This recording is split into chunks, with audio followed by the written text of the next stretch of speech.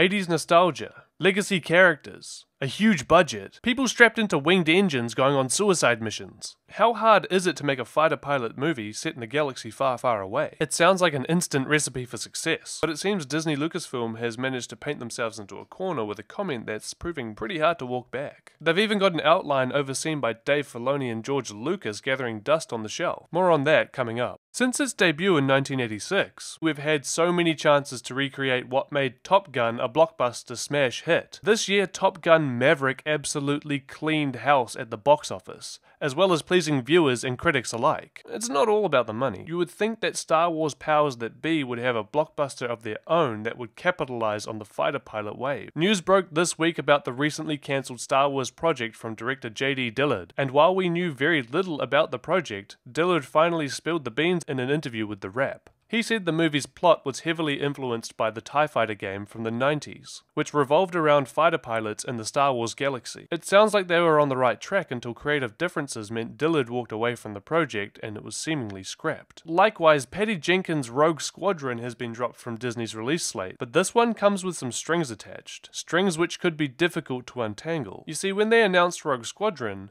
a fighter pilot focused film set after the events of episode 9, they made a lot of noise about Patty Jenkins directing, including how much it meant to direct this film as the daughter of a fighter pilot. Kathleen Kennedy also went on record saying that no one else could make this film. Jenkins was that good a fit. Fast forward not even 1 year and the film and any buzz surrounding it has been silenced, with Jenkins working on a number of other projects, none of them with Lucasfilm. Before I get to the juicy bit, here at Sublight we like to come out of hyperspace to explore the finer details of a galaxy far, far away. Why not subscribe if you learned something new and give this video a like? So what about that Lucas and Filoni movie treatment? It was, no joke, Top Gun in space. Back in 2015, Dave Filoni took to the stage at Celebration Anaheim to talk about the Clone Wars legacy, essentially all the stories they had in development when the show was cancelled following Lucasfilm's acquisition. Filoni said during the panel that this was Top Gun with clones. Yeah, Top Clone. It was basically the ground forces got in an argument with the pilots, and their astromechs got in an argument, and R2 insulted the astromech, and it became this thing where Rex ended up having to fly a fighter with R2 as his co-pilot, and he was involved in this chase. So it was just a total like military serviceman battle, ego